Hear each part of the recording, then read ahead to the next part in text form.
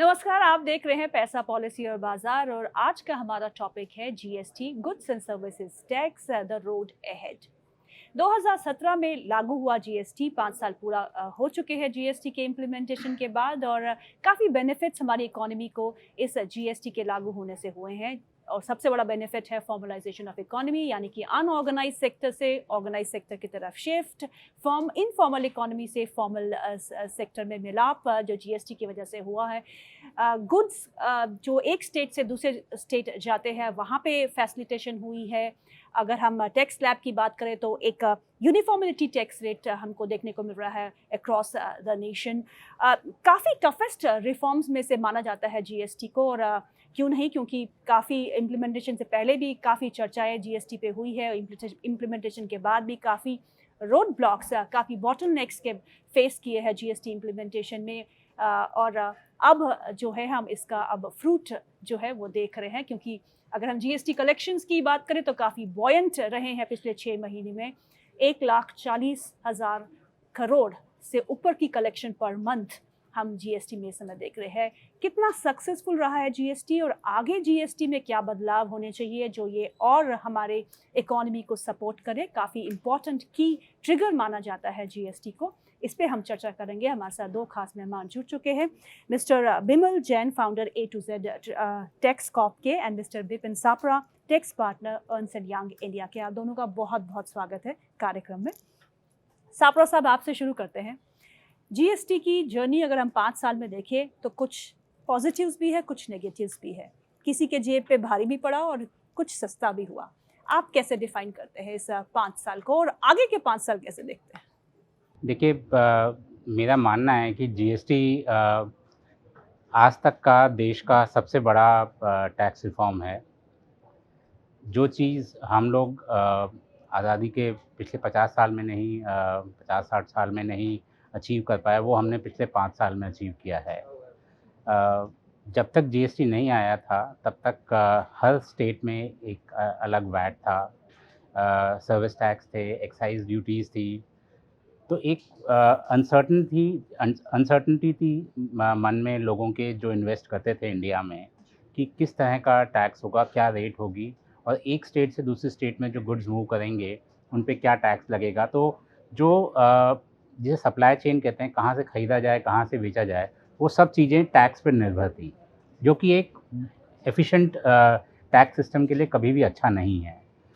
पिछले 5 साल में हमने एक सिंगल मार्केट अचीव किया है कि गुड्स आराम से एक जगह से दूसरी जगह मूव कर पाते हैं। उनमें कोई रिस्ट्रिक्शन नहीं है, क्रेडिट अवेलेबल है। एक जो टैक्स कॉस्ट थी, जो इनएफिशिएंसी कही जाती है, वो कम हुई है, और ओवरऑल एक बहुत ही एफिशिएंट सिस्टम हमारे सामने आया है। इसका ये मतलब ये नहीं है कि सारी चीज़ें अच्छी हुई हैं। कुछ चीज़ें अभी भी हैं जो कि जहाँ पे ज़रूरत है इम्प्रूवमेंट की, वो धीरे धीरे सरकार उनको देख रही है, उनको सुधार कर रही है। बहुत सारे रेट्स के स्लैब्स हैं, बहुत सारे क्रेडिट्स हैं जो नहीं मिल सकते हैं। तो अभी एक मूवमेंट हो रहा है जिसका हम लोगों को इंतज़ार है कि आगे और चल के और बहुत अच्छा होगा। जैन साहब, आप कैसा देखते हैं जीएसटी को? क्योंकि कुछ अगर आप लोगों से बात करें, आम आदमी से बात करते, तो वो कहते हैं जीएसटी के बाद जो है हमारी दिक्कतें बढ़ गई है, सामान महंगा हो चुका है, चाहे वो बेसिक सामान क्यों ना हो। क्या आप भी यही मानते हैं? देखिए, ये समझने की एक ज़रूरत है हम सभी को।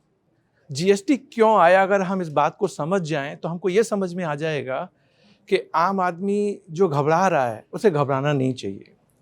देखिए, प्री जीएसटी जब जीएसटी नहीं था तो मल्टीपल टैक्सेस लगते थे, अराउंड 17 इनडायरेक्ट टैक्सेस और 23 सेस लगते थे। वो सारे जीएसटी में सब्स्यूम हो गए। तो पहला एडवांटेज हम सबको मिला।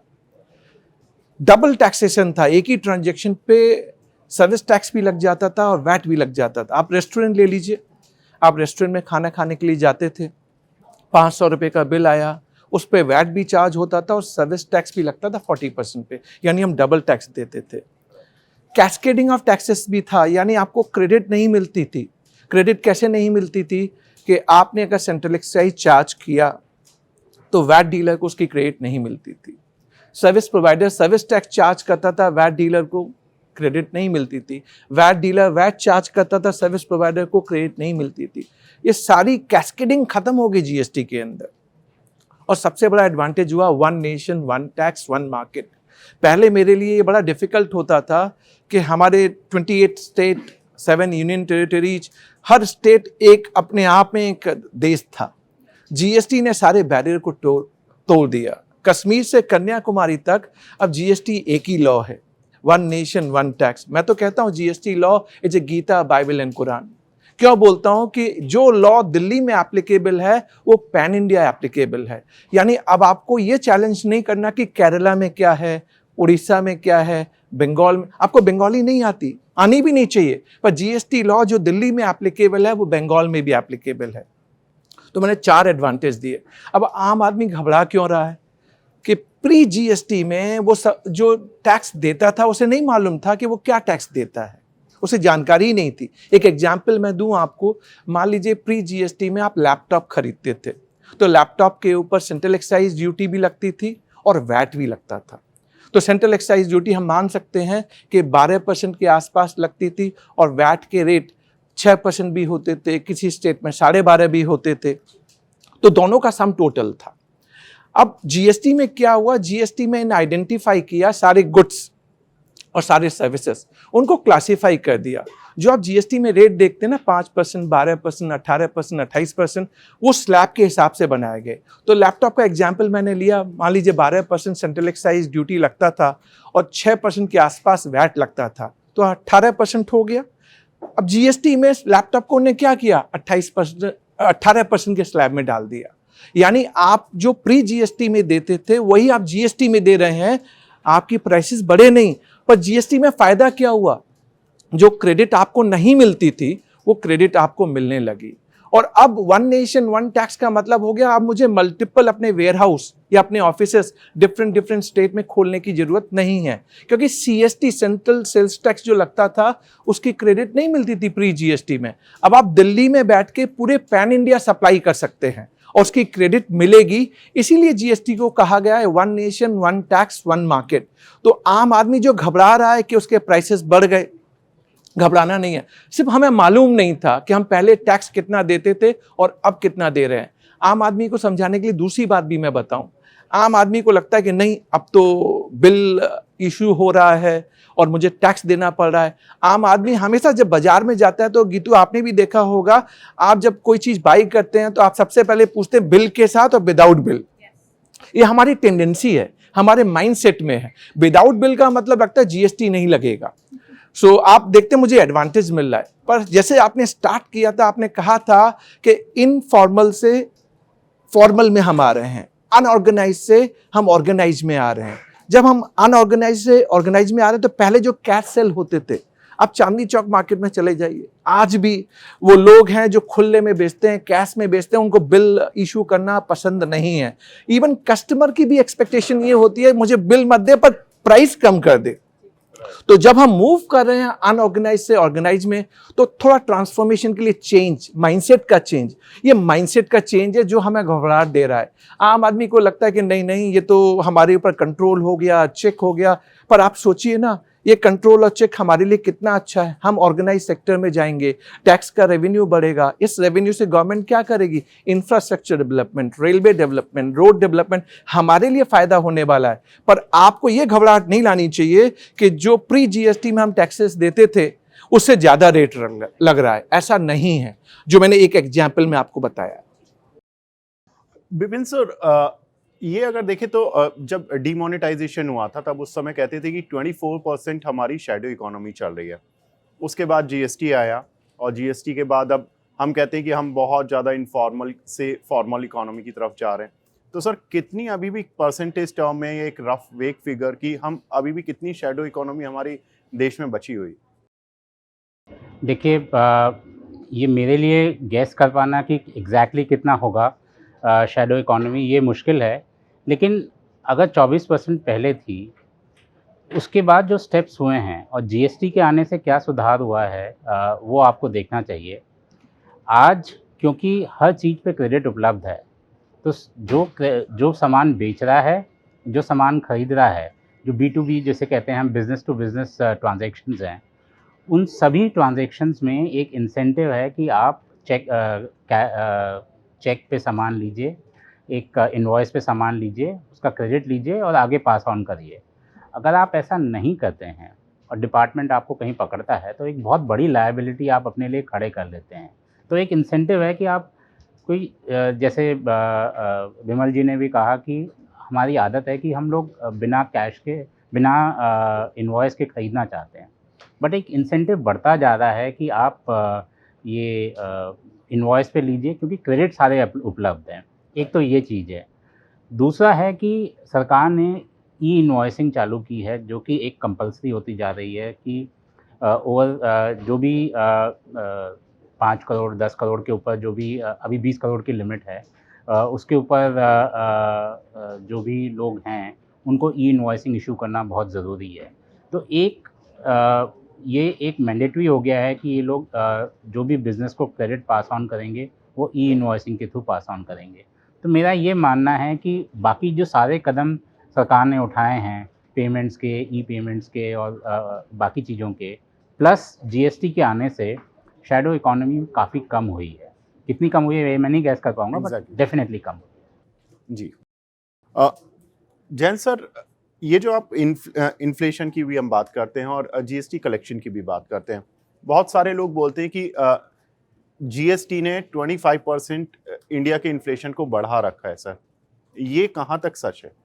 विवेक, इसमें करेक्शन की ज़रूरत है।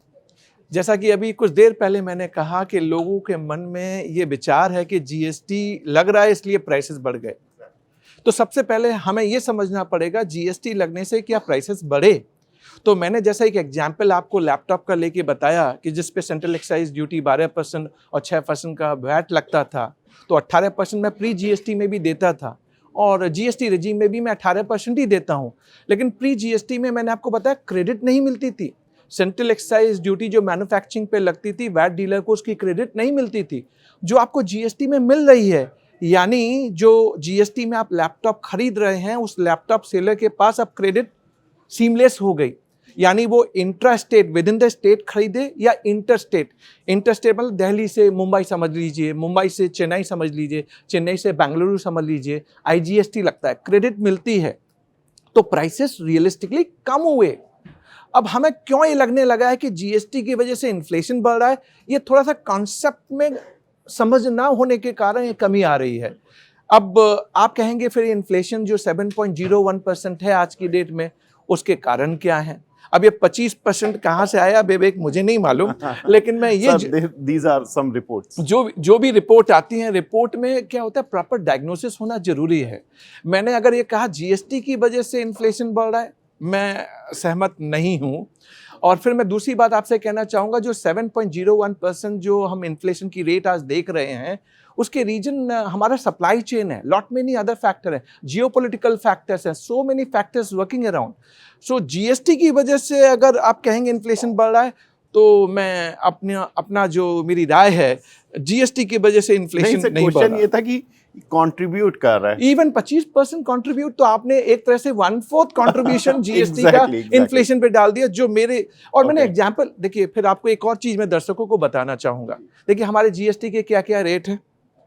एक 3% का स्लैब लगता है, 5% का स्लैब लगता है, 12% का लगता है, 18% का लगता है, 28% का लगता है और सेस भी लगता है। अब आप देखिए ये कैटेगरी जो हमारे जीएसटी काउंसिल है, जिसमें सेंटर और स्टेट, सारे स्टेट, सभी स्टेट इन्वॉल्व हैं, इन सब ने ये प्रिंसिपली तय किया कि हम गुड्स और सर्विसेज को क्लासिफाई करेंगे। कैसे क्लासिफाई करेंगे? उन्होंने एक पैरामीटर बनाया कि प्री जीएसटी में एक पर्टिकुलर गुड्स के ऊपर क्या रेट लगते थे और उसे जीएसटी में किस स्लैब में डाला जाए। तो उनने नियरेस्ट, जैसे मैंने एक लैपटॉप का एग्जाम्पल लिया, उन्हें वही नियरेस्ट एग्जाम्पल लेके 18% पे डाल दिया। अब चूंकि कंज्यूमर को तो नहीं मालूम, कंज्यूमर पहले भी खरीदता था और पहले वो अनऑर्गेनाइज था, कैश में खरीदना पसंद करता था, बिल लेना पसंद नहीं करता था। अब हमने जीएसटी में उससे कहना चालू कर दिया, तेरे जीएसटी की रेट 18% ही है जो तू प्री जीएसटी में देता था, तुझे अब क्रेडिट भी मिलेगी। जो पहले क्रेडिट नहीं मिलती थी। बस एक बिल लेना है तुझे, बस वो बिल लेने वाली बात जो है ना, वो अभी आम आदमी को, अनऑर्गेनाइज को ऑर्गेनाइज में आने में, ट्रांसफॉर्मेशन होने में समय लग रहा है। जब समय लग रहा है तो उनके माइंड में ऐसा लगने लगता है मेरे प्राइसेस बढ़ गए। मैं तो आम आदमी से कहूंगा कि आप जाइए और जिस प्रोडक्ट और सर्विसेज पे आप देखना चाहते हैं, देखिए प्री जीएसटी में टैक्स के रेट क्या थे और पोस्ट जीएसटी टैक्स के रेट क्या है, और क्रेडिट मिलती है। अगर आपको लगता है कि रेट बढ़े हुए हैं तो उसके लिए भी जीएसटी काउंसिल ने लास्ट 5 साल में आपने देखा होगा 28% के स्लैब में बहुत सारे प्रोडक्ट होते थे, उनने 28 से हटा के 18 में और 12 में डाल दिया। क्यों डाल दिया? अब 28 से हटा के मैं जब 18 में लेके आऊंगा तो प्राइस बढ़ेंगे या घटेंगे? घटेंगे, डेफिनेटली तो ये इन्फ्लेशन को कैसे ऐड करेगा? तो हमें यानी दुकानदार नहीं घटा रहा है सर। अगर दुकानदार नहीं घटा रहा तो उसके लिए हमारे पास एक तरीका है। आप बिल पहले देखना तो स्टार्ट कीजिए एज ए कंज्यूमर के मैंने अपने बिल पे दिया क्या है, और आपको लगता है कि इसके रेट प्री जीएसटी से ज्यादा हैं और मेरे प्राइसेस घट नहीं रहे, तो जीएसटी काउंसिल ने एक प्रोविजन भी, जीएसटी लॉ में एक प्रोविजन है एंटी प्रॉफिटियरिंग, यानी कोई भी डीलर अनड्यू प्रॉफिट नहीं कमा सकता। अगर जीएसटी रेट घटे तो उसका फायदा उसे कंज्यूमर को देना है।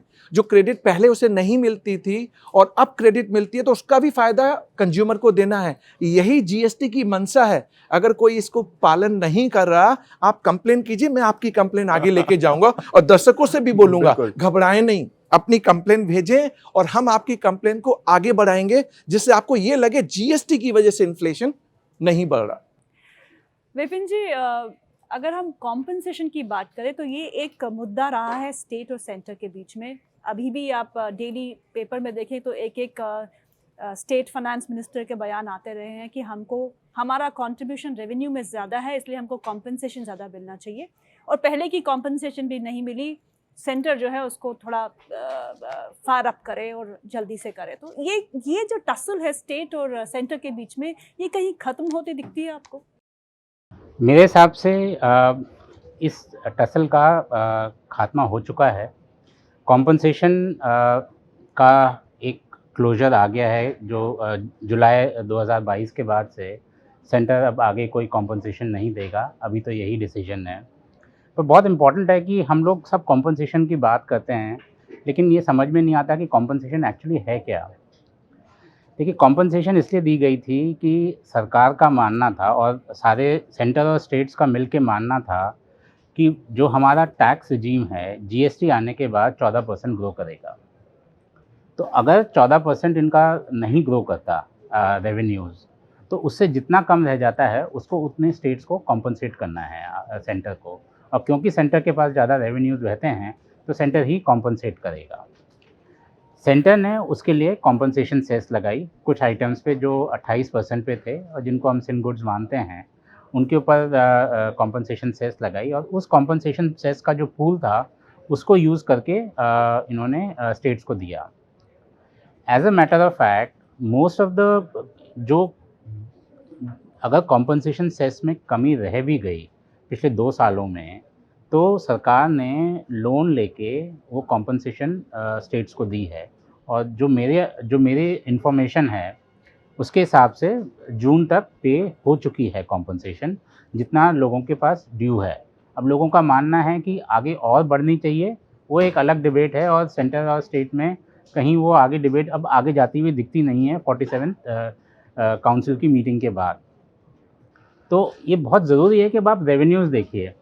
आपका जो 2017 में जो स्टार्टिंग रेवेन्यूज़ थे वो करीब 88,000 90,000 करोड़ के करीब मान लीजिए। आज हम 140 पे हैं। अगर आप इनका ग्रोथ नंबर्स देखेंगे तो रफली 13% के आसपास आते हैं, 13 साढ़े 13%। तो ओवरऑल जो ग्रोथ है वो 13 साढ़े 13% ये ग्रो हो रहे हैं नंबर, जो कि बहुत क्लोज हैं 14% से, और लोगों को, मोस्ट ऑफ द स्टेट्स को कॉम्पनसेशन ज़रूरत नहीं है। लेकिन एक चीज़ और भी देखना ज़रूरी है कि सारी स्टेट्स बराबर नहीं ग्रो कर रही। तो हो सकता है कि महाराष्ट्र बहुत अच्छा ग्रो कर रही हो, गुजरात बहुत अच्छा ग्रो कर रही हो, लेकिन आपकी नॉर्थ ईस्ट की स्टेट्स उतना अच्छा नहीं ग्रो कर रही हो, तो उनको थोड़े सपोर्ट की ज़रूरत है। वो सेंटर डेफिनेटली कंसिडर कर रहा है कि उनको आगे कॉम्पनसेशन कैसे दिया जाएगा या किस तरीके से सपोर्ट किया जाएगा, जैसे कि उनके रेवेन्यूज़ में कमी नहीं आए। तो कॉम्पनसेशन का ब्रॉड मुद्दा मेरे हिसाब से ख़त्म हो चुका है। कॉम्पनसेशन सेस जो अभी भी कलेक्ट हो रही है वो इसलिए कलेक्ट हो रही है कि जो पहले सरकार ने लोन लिया हुआ है उसको पे ऑफ करने हैं, बट वो सेंटर और स्टेट के बीच में आगे जाएगा नहीं। अब इसके बाद सेंटर को भी रियलाइजेशन है कि जो स्टेट्स को उनको देना है उनके लिए वो कुछ निकाल के लाएंगे। बहुत सारी स्कीम्स डिबेट हो रही हैं और आगे होती रहेंगी और ये मुद्दा चलता रहेगा, बट बड़ा मुद्दा ख़त्म हो चुका है मेरे हिसाब से। लेकिन स्टेट फाइनेंस मिनिस्टर जो है ये वो कह रहे हैं कि कॉम्पनसेशन जो है इसको 5 साल का एक्सटेंशन दिया जाए, ऐसा कुछ हो सकता है क्या नहीं, सभी स्टेट्स के लिए? देखिए, होने को तो कुछ भी हो सकता है। सरकार है और अगर उनको लगेगा कि इसका कोई बेसिस है तो डेफिनेटली इनको आपको ये भी रियलाइज़ करना पड़ेगा कि 2017 में जो कॉन्स्टिट्यूशनल अमेंडमेंट आया 2016 में, उसमें ये अंदर लिखा हुआ था कि 5 साल तक सरकार सेंट्रल गवर्नमेंट को कॉम्पनसेशन देनी है स्टेट्स को। वो अकॉर्डिंग टू दैट वो ख़त्म हो चुकी है। अब इसके बाद या तो आपस में कोई अंडरस्टैंडिंग होती है जीएसटी काउंसिल में जिसके कारण देते हैं, या कोई नया कॉन्स्टिट्यूशनल अमेंडमेंट आता है, तब सेंटर के ऊपर एक रिस्पॉन्सिबिलिटी आएगी। बाकी ये है कि मुझे भी थोड़ा और पैसा मिले तो अच्छा ही लगता है। ऐसे ही हर स्टेट्स का मानना है कि अगर उनके पास जेन्युइनली हो सकता है कि कुछ कमी होगी जिसके कारण वो सेंटर के पास उनको लगता है कि वो जाएंगे तो मिल जाएगा, but apart from that on a broader principle जो 13-14% की ग्रोथ है वो मोस्ट ऑफ द स्टेट्स मेरे ख्याल में अचीव कर रही हैं। एंड कॉम्पनसेशन अब इतना बड़ा मुद्दा मेरे हिसाब से आगे नहीं दिखेगा। विमल जी, आपने टैक्स स्लैब्स गिनाई 3%, 5%, 18%, 28%, ये कंसोलिडेशन होते हुए देखते हैं क्या? आपको लगता है कि ये टैक्स स्लैब थोड़ी कम होनी चाहिए? हाँ, ये एक आपका जो आपने कहा गीतू, ये इम्पॉर्टेंट एस्पेक्ट है। इतने सारे रेट जब हम देखते हैं ना तो कन्फ्यूजन होता है, और ये डिस्कशन ऐसा नहीं है कि आज हो रहा है। 2018 लेट अरुण जेटली जी जो हमारे फाइनेंस मिनिस्टर थे, देन फाइनेंस मिनिस्टर, तब भी ये डिस्कशन स्टार्ट हुआ था और उन्हें कहा भी था कि ये जो हमारे वेरिएबल रेट हैं हम इनको मर्ज करके 2 और 3 टायर रेट पे ले आएंगे। तो मर्ज करना पड़ेगा। तो मर्ज करने के लिए अब हमें करना क्या पड़ेगा? 3 और 5% को कहीं जाके मर्ज करना पड़ेगा, 12 और 18 को जाके कहीं मर्ज करना पड़ेगा, एक 28% का सिन गुड्स का जो है लग्जरी गुड्स का उसको रखना पड़ेगा। तो ये बात चल रही है और हो भी रही है और जीएसटी काउंसिल इसको कंसीडर भी कर रहा है। अब किस राइट टाइम पे रेट रैशनलाइजेशन, जिसको हम कहते हैं जीएसटी की रेट रैशनलाइज करना, आम आदमी भी यही चाहता है कि आप सिंपल कर दो। इतने सारे रेट से हमको तो समझ में भी नहीं आता कब 5 लगाओगे, कब 12 लगाओगे, कब 18 लगाओगे, कब 28 लगाओगे। अगर लगा भी दिया किसी ने तो किसी को ये नहीं मालूम है कि ये रेट सही लगाया या गलत लगाया। तो 2 बातें मैं आपके सामने रखूंगा। क्या ये मर्जिंग की बात हम स्लैब को 5 टायर रेट को क्या हम 2-3 टायर में लेके आ सकते हैं? इस पे जेन्युइनली बात चल रही है। हो सकता है आने वाले दिनों में 6 महीने से 1 साल में आप देखें कि ये जो मल्टीपल रेट हैं उनको 2-3 टायर में लेके आ सकते हैं। आम दर्शकों को ये भी समझ में आना चाहिए मैं क्यों बिल लेने की बात कर रहा हूँ। आप बिल लीजिए। मैं आपको एक उदाहरण देता हूँ गीतू। कल हम आजकल बहुत वो सेल चल रही है, सारे प्लेटफॉर्म पे सेल चल रही है और डिस्काउंट मिल रहा है, ज़बरदस्त डिस्काउंट मिल रहा है। हम सब खरीदते हैं, पर हम में से कितने लोग हैं वो इनवॉइस उठा के देखते हैं? और कई बार तो इनवॉइस ऐसा भी आता है जिसमें इतने छोटे छोटे उसमें लिखा होता है कि हमें नहीं मालूम होता कि उसमें रेट क्या लगा है। तो कंज्यूमर के लिए, बायर के लिए ये हमारा अधिकार है कि मुझे मालूम हो कि जो मैंने खरीदा, चाहे वो गुड्स हो चाहे वो सर्विसेज हो, उस पर जीएसटी का रेट क्या लगा। अगर आपको कहीं भी कोई डाउट होता है ना तो पब्लिक डोमेन पे कई वेबसाइट है, आप जाइए और वहाँ पे बस उसका नाम डाल दीजिए और पता कीजिए इस पे जीएसटी का रेट क्या है। अगर वो ज़्यादा चार्ज कर रहा है और वो रेट नहीं है, आप कंप्लेन कर सकते हैं। और वो बेनिफिट पास ऑन नहीं कर रहा जो मैंने आपसे कहा, उस पर भी आप कंप्लेन कर सकते हैं। जीएसटी काउंसिल ये चाहती है और जीएसटी काउंसिल में सेंटर और स्टेट मिलकर ये चाहते हैं कि जीएसटी की वजह से इन्फ्लेशन नहीं बढ़ना चाहिए। हाँ, रेट एक फैक्टर है जिस पे डिस्कशन चल रहा है। अभी जैसे आप कॉम्पेंसेशन सेस की बात कर रहे थे, तो ये रेट का रेवेन्यू से भी एक लिंकेज है कि जो 1,50,000 करोड़ रुपए का जो टारगेट है ऑन एन एवरेज आएगा कहाँ से। अब स्टेट सेंटर से डिमांड कर रहे हैं कि 5 साल खत्म हो गए फिर भी आप हमारा कॉम्पेंसेशन सेस आगे बढ़ाइए, तो सेंटर के पास रेवेन्यू भी होना चाहिए। तो this is all we have to work in holistic, हमें होलिस्टिक वे में देखना है। अब मैं ये नहीं कहता कि आप रेट को बढ़ाइए और रेवेन्यू आगे बढ़ाइए, मैं कभी इस बात को नहीं कहता। देखिए, जब रेट कम होंगे ना तो मैंने देखा है आम आदमी फिर बिल भी लेना चाहेगा। आपका रेवेन्यू भी बढ़ेगा। तो हमारे लिए एक लर्निंग कर्व है कि रेट कम होने से रेवेन्यू बढ़ती है। मैंने कभी ऐसा नहीं देखा कि रेट बढ़ने से रेवेन्यू बढ़ती है। सो इस थॉट प्रोसेस पे हमें चेंज लाना पड़ेगा। तो आपके उस क्वेश्चन का भी मैंने आंसर दिया कि वो rate rationalisation slab 2 to 3 tier में होंगे क्या? गवर्नमेंट वर्क कर रही है, जीएसटी काउंसिल वर्क कर रही है, आने वाले समय में आपको दिखेगा। और हमारा अधिकार है बीइंग कंज्यूमर एंड बायर, अगर आपको कोई भी चीज़ गलत नजर आए आप कंप्लेन कीजिए और उससे फायदा आपको तो मिलेगा ही जो कंप्लेन कर रहा है, पर आपकी वजह से कितने लोगों का फायदा होगा। कई बार हम ये सोच के रुक जाते हैं यार कौन झंझट में पड़े, कौन आगे जाए, इसको नहीं सोचना है। हमें ये सोचना है मैं अगर एक स्टेप लूंगा लाखों करोड़ों लोगों के लिए वो स्टेप्स बनेगा। विमल सर, आपने बताया कि जिस तरह से आम आदमी को बिल लेना चाहिए, मान लीजिए मैंने एक लैपटॉप का एग्जांपल ले लेते हैं, लैपटॉप लिया, उसका बिल ले लिया, सर वो बिल में ले जाकर रख देता हूँ, उस बिल का मैं करूँ क्या, किस तरह से क्रेडिट लूँ मैं?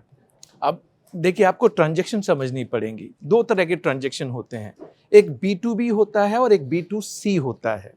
B2B का मतलब हुआ कि आप रजिस्टर्ड सप्लायर रजिस्टर्ड बायर को माल बेच रहा है, तो वो रजिस्टर्ड बायर क्या करेगा, आगे बेचेगा, तो क्रेडिट तो उसको लेना है, क्रेडिट कंज्यूमर को थोड़ा ही लेना है। ऐसा कॉन्सेप्ट कभी नहीं था, प्री जीएसटी में भी नहीं था। सो इनडायरेक्ट टैक्स एक कंज्यूमर के लेवल पे लगता है। सो जब आप B2C ट्रांजैक्शन की बात करते हैं जीएसटी में, तो जो जीएसटी लगा वो आपकी प्राइसिंग का पार्ट है। आज आप लैपटॉप की बात क्यों करते हैं, आप कोई भी आइटम उठा लीजिए ना, दाल, चीनी, आटा, फिर आप अपने गारमेंट्स जो खरीदे हुए हैं, जो आपने कोट पैंट पहना हुआ है, अब आप अगर उसमें ट्रेडर नहीं है तो जीएसटी का आप करेंगे क्या? ये मेरे लिए प्राइसिंग का पार्ट हो गया, मुझे मान के चलना पड़ेगा कि मेरी प्राइसिंग का पार्ट है। एक कॉन्सेप्ट है ना एमआरपी, विवेक, मैक्सिमम रिटेल प्राइस, क्यों होता है? It is inclusive of all taxes, consumer के बेनिफिट के लिए। भैया 1000 रुपए की अगर एमआरपी लिखी है तो 1000 रुपए से 1 रुपया कोई ज्यादा नहीं चार्ज करेगा, inclusive of all taxes. So being consumer B2C transaction में क्रेडिट कभी नहीं मिलता, कभी नहीं मिलता। लेकिन अगर B2B ट्रांजैक्शन है तो क्रेडिट मिलता है। और जब आप एक्सपोर्ट करते हैं, जीरो रेटेड सप्लाई जिसको हम जीएसटी में कहते हैं, या आप SEZ यूनिट को सप्लाई करते हैं, तो उसमें आपको रिफंड मिलता है, क्योंकि taxes should not be exported. यानी ये कॉन्सेप्ट हमें आम आदमी भी ये समझता है कि टैक्स लग गया मैं इसका करूंगा क्या? कुछ नहीं करना, आपने देश में भागीदारी निभाई है, इस देश को आगे बढ़ाने में हमारा योगदान है। ये टैक्सेशन से रेवेन्यू जो कलेक्ट हुआ कहाँ जा रहा है? हमारे देश हित में लग रहा है। इंफ्रास्ट्रक्चर डेवलपमेंट, हम विलेज एरिया में जाते हैं जहाँ पे लोगों को जरूरत है, वो पैसा गवर्नमेंट कहाँ से लाएगी? ये पैसा वहीं से कलेक्ट होता है। तो जब आप बजट देखते हैं, बजट के दिन आप कभी इनवाइट कीजिएगा, तो बजट में सारी बात होती है ना कि डायरेक्ट टैक्स में ये बढ़ गया, इनडायरेक्ट टैक्स में ये हो गया। तो ये क्या है? ये रेवेन्यू कलेक्शन है। आप भी जैसे यहाँ से सैलरी लेके जाते हैं तो आपने खर्चे के साधन बनाए हैं ना, कि इतना मेरा रेंट में जाएगा, इतना मेरे खाने में जाएगा, इतना मेरा पीने में जाएगा, इतना मैं इन्वेस्टमेंट का। ऐसे ही गवर्नमेंट के लिए एक रेवेन्यू है।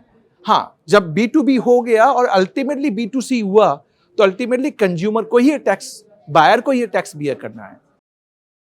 विपिन सर, हम बात कर रहे थे कि 13% ग्रोथ आ रही है जीएसटी कलेक्शन में। सर, इसमें इन्फ्लेशन का कितना पार्ट है? आई मीन, अगर मैं देखूं कि 13% जीएसटी की रेट बढ़ रही है, लेकिन इन्फ्लेशन भी 6 से 7% बढ़ रहा है, तो सर जो मेरे 100 रुपये पर अगर मैं जीएसटी मान लीजिए 18% दे रहा था, तो पहले 18 रुपये टैक्स गवर्नमेंट को जा रहा था। अब जब उस प्रोडक्ट का प्राइस 150 हो गया, तो अब मेरा टैक्स भी ज़्यादा जा रहा है, तो गवर्नमेंट का ऑटोमेटिकली टैक्स रेवेन्यू ज़्यादा हो गया सर। तो sir, real rate of growth क्या है जीएसटी की? बहुत अच्छा सवाल है विवेक आपका। और जो भी इंक्रीज़ हो रहा है रेवेन्यू, उसके जनरली हम 3 हिस्से मानते हैं। एक हिस्सा होता है जो रियल ग्रोथ है, जिसको आपने कहा कि आपका एक्चुअली में जीएसटी कलेक्शन ग्रो हुआ, चाहे वो इंडस्ट्री ग्रो हुई है, सर्विस सेक्टर ग्रो हुआ है, इकोनॉमी ओवरऑल ग्रो की है, हमारी जीडीपी ग्रो की है, उसके कारण हमें जो ग्रोथ मिली है। दूसरा होता है कि आपने जीएसटी की पॉलिसीज़ कुछ की हैं, जैसे कि आपने एंटी इवेजन पॉलिसीज़ की हैं, कि आपने जो चोरी है उसको रोका है, उसके कारण बढ़ा है। कई बार क्या होता है, रेट्स बढ़ा देते हैं तो एक वो फैक्टर भी आ जाता है कि रेट्स बढ़ गई तो आपकी कोई पर्टिकुलर कमोडिटी की, तो उसके कारण आ जाता है। और जो तीसरा पोर्शन होता है वो आपका इन्फ्लेशन का होता है, और पिछले 6 महीने में इन्फ्लेशन बहुत है। तो उसके कारण हम लोग सर तो मतलब मेरा यही था सवाल कि हमें खुश होना चाहिए कि हम 100 रुपए के पहले प्रोडक्ट खरीदते थे, अब 200 का खरीद रहे हैं। तो पहले हमारा टैक्स 90,000 करोड़ की मंथली रेवेन्यू आता था, अब 1,40,000 करोड़ का आ रहा है। तो क्या ये रियल हैप्पीनेस है? देखिए, हैप्पीनेस की जो है वो एक बहुत ही डिफ़िकल्ट वो है। सरकार खुश है कि उनके पास रेवेन्यू आ रहा है, बट सरकार इसलिए नहीं खुश है कि उनके पास ये इन्फ्लेशन के कारण आ रहा है। इसको हमें कहीं न कहीं अगर हम रियल एनालिसिस करते हैं, तो ऑब्वियसली आपको इतना बड़ा ग्रोथ फैक्टर नहीं दिखेगा। ये इन्फ्लेशन जब कम होगा, जो एक रियल में आज 8-9% हम दिखा रहे हैं, एक्चुअली में आप अपने घर बार में देखेंगे तो 14-15% भी दिख जाएगी आपको। लेकिन जो इसको अगर हम लोग एक रैशनल लेवल पे जब भी आती है, तो ऑब्वियसली थोड़ा-सा कलेक्शन कम होगा। तो हमको उसको हटा के जब पॉलिसी बनाएँगे, तो वो एक मान के चलना पड़ेगा कि एक कहीं न कहीं ये डिप आएगा जब हमारी ऑयल की प्राइसेस कम होंगी और बाकी होगा। क्योंकि सिर्फ़ सरकार को ये जीएसटी से ही पैसा नहीं मिल रहा है, उनको वैट और एक्साइज़ेज़ से भी मिल रहा है, जो कि मेजर रेवेन्यू आज भी जीएसटी का नहीं है, ऑयल का रेवेन्यू है, जो कि एक ये हमारे को ये रियलाइज़ेशन होना चाहिए। तो आपकी बात सही है कि इन्फ्लेशन के बाद जो पॉलिसीज़ आएँगी, तो हमारी हो सकता है कि 13 नहीं हो, 12 हो, बट ग्रोथ है। अब कितना रहेगा, आगे चल के क्या स्टेबलाइज़ होगा, ईयर ऑन ईयर क्या ग्रोथ होगी, वो हमको देखना पड़ेगा। विवेक, एक चीज़ बोलना चाहूँगा मैं, मिस ना कर जाऊँ इस वजह से। देखिए, आम आदमी आपने 2-3 बार इस क्वेश्चन को उठाया, जीएसटी वर्सेस इन्फ्लेशन। ये समझना बहुत ज़रूरी है। देखिए, कोई प्रोडक्ट 100 रुपये पे मिलता है, इन्फ्लेशन 7% है तो उसके दाम 107 रुपये हो गए। यानी पहले 100 रुपये पे 18% लगता था, अब 107 रुपये पे 18% लगेगा। आपने एकदम सिंपल मैथमेटिक्स को यूज किया, आपने कहा अब 107 पे 18% कैलकुलेट करूंगा तो मेरा रेवेन्यू बढ़ गया, गवर्नमेंट का रेवेन्यू बढ़ गया। बट आपने एक और कैलकुलेशन किया, 107 रुपये पे डिमांड कम हो जाती है।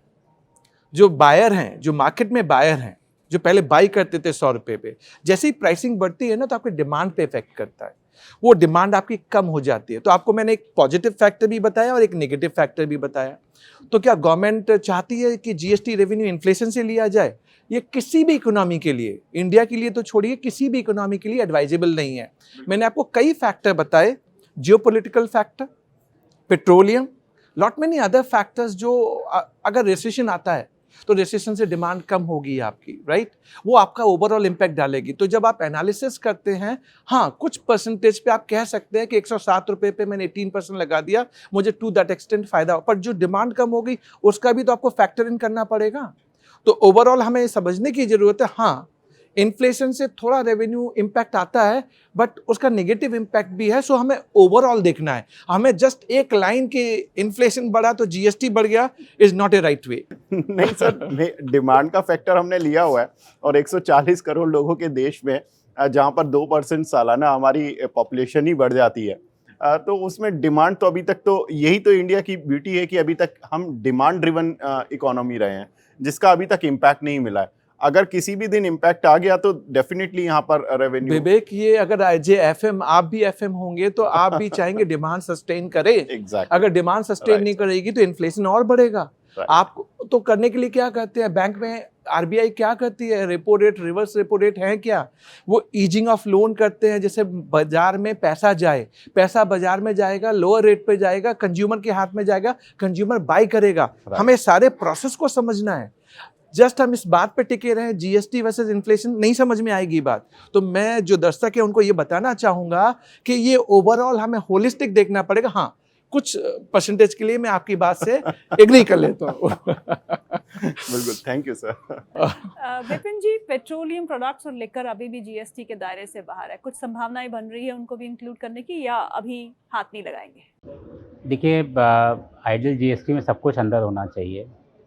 आपको ये भी देखना पड़ेगा कि पेट्रोलियम और क्या कहते हैं, अल्कोहल, दो अलग अलग लेवल पे हैं। पेट्रोलियम कॉन्स्टिट्यूशनल अमेंडमेंट से अंदर लाया जा चुका है जीएसटी के, बस उसको जीएसटी के लॉ में अंदर नहीं लाया गया है। तो मतलब अगर कल सरकार लगाना चाहे और स्टेट्स के साथ उनका कंसेंसस होता है तो वो लगा सकते हैं। अल्कोहल हमारे कॉन्स्टिट्यूशनल अमेंडमेंट से ही स्टेट्स के पास पावर है कि वो लेवी करेंगे। अब उसका क्या रीज़न है, उसके बहुत सारे रीज़न हो सकते हैं, और ये प्रिडोमिनेंटली पहले से स्टेट के कंट्रोल में रहा है, तो वो अपने पास रखना चाहते हैं। बट पेट्रोलियम पे एक बहुत बड़ा वो पुश है कि उसको लाया जाए। तो जैसे एटीएफ है, गैस है, वो वैसी कमोडिटीज़ हैं जो कि इतना इम्पैक्ट नहीं करती, उनको पहले लाया जाएगा। और फिर पेट्रोल, डीज़ल जो कि कॉमन मैन की कमोडिटी है, उसको लाने की कोशिश की जाएगी। क्योंकि आपको ये भी रियलाइज़ करना पड़ेगा कि जो आज टैक्सेशन लेवल्स हैं, वो काफ़ी हाई हैं। उसमें वैट है, एक्साइज़ है, और उनके बराबर अगर आप जीएसटी लगाओगे तो काफ़ी बड़ा हो जाएगा, और उससे दैट मे बी इन्फ्लेशनरी। तो उसका आप किस तरह से क्रेडिट अलाउ करेंगे, कितना मिसयूज़ हो जाएगा अगर आप क्रेडिट अलाउ करते हैं। तो बहुत सारी चीज़ें हैं जो कि वो देखनी पड़ेंगी, और सरकार वो देख भी रही है। तो मेरे ख्याल में पहले जो 5 कमोडिटीज़ हैं आपकी, पेट्रोल, डीज़ल, केरोसिन, एटीएफ और गैस। तो जो एटीएफ और गैस का आने का जो संभावना है वो बहुत ज़्यादा है। धीरे-धीरे करके बाकी कमोडिटीज़ भी लाई जाएँगी, और अल्कोहल के लिए प्रेशर है कि लाई है, बट कंसेंसस जब बनेगा तभी वो आएँगी। विमल जी, एक आखिरी सवाल। फाइनेंस मिनिस्टर बोलती हैं कि इस साल का जो एवरेज होगा 22-23 का, वो 1.5 लाख करोड़ होगा as far as the GST collection is concern. क्योंकि ग्लोबल इकोनॉमी में इतना टर्मोइल है, रिसेशन की फेयर्स है, स्टॉक मार्केट्स टैंक कर रहे हैं, रशिया का और यूक्रेन का युद्ध भी असर तो डाल ही रहा है। तो आपको लगता है ये रियलिस्टिक है? एक्सपेक्टेशन और बजटेड 1,50,000 करोड़ रुपए 22-23 में, अब तक ऑन एन एवरेज 1,40,000 करोड़ रुपए इनको मिल रहे हैं। अब आप देखिए जीएसटी में कलेक्शन बढ़ने के जो रीजन कुछ देर पहले हम डिस्कस कर रहे थे, वो आपको देखना पड़ेगा। कॉम्प्लायंसेस जीएसटी में बढ़ गए हैं। ई इनवॉइसिंग आने से जो टैक्स इवेजन होता था वो खत्म हो गया, तो यानी टैक्स रेवेन्यू उसकी वजह से भी बढ़ रहा है। कुछ हमारी जो इवेजन करते थे, कॉम्प्लायंसेस नहीं करते थे, आपने देखा होगा 5 सालों में कितना फेक इनवॉइस, फेक क्रेडिट का इशू आपने देखा है। वो सारी चीज़ें कम होती जा रही हैं। इसकी वजह से मेरा जीएसटी रेवेन्यू बढ़ रहा है। कॉम्प्लायंसेस बढ़ेंगे तो क्वाइट ऑब्वियस है मेरा कलेक्शन बढ़ेगा। बट आपने साइमल्टेनियसली कुछ बातें डाल दी एफएम के लिए। अगर हमारी एफएम देख रही हों तो ये क्वेश्चन हम उनसे ही करना चाहेंगे कि जियोपॉलिटिकल सिचुएशन, रिसेशन आ रहा है, आने वाला टाइम श्योर है नहीं है। तो एक चीज़ जानता हूँ गीतू मैं, हम सब एक एक्सपेक्टेशन और बजट के साथ आगे बढ़ते हैं, और वो होनी चाहिए। इवन इंडिविजुअल, मैं भी अपनी सैलरी फैक्टर को एक बजट एक्सपेक्टेशन के साथ देखता हूँ। हाँ, कुछ रिस्क फैक्टर रहते हैं। किसने सोचा था कोरोना आएगा, और किसने सोचा था कि कोरोना के बीच भी हम अच्छा काम करेंगे और आगे की ओर बढ़ेंगे। और बिंग डायनेमिक एफएम, मैं आपका साथ दे रहा हूँ। मैं तो एफएम से ये कह रहा हूँ, मैं आपका साथ दे रहा हूँ। तो ये फैक्टर है, बट इन चैलेंजेस को हम कैसे मीट आउट करेंगे, और जो टारगेट हमने लिया है उसे कैसे हम कवर अप करेंगे, क्योंकि ये कलेक्शन देश के लिए, देश हित में है, और हम सबको भी कंट्रीब्यूट करना चाहिए। सारी चीज़ें बिल पे लें, बिल से लेंगे तो जीएसटी गवर्नमेंट को मिलेगा, और वो फिर हमारे लिए एक्सपेंस होगा, तो ये रेवेन्यू को बढ़ाएगा। बट ये चैलेंजेस आपने सही कहे हैं, let's see challenges are there. Thank you Bimal ji, thank you Vipin ji आज प्रोग्राम में शामिल होने के लिए। It was pleasure speaking with you. Thank you Vivek for joining in. Thank you. तो अभी के लिए इतना ही। Thank you for watching.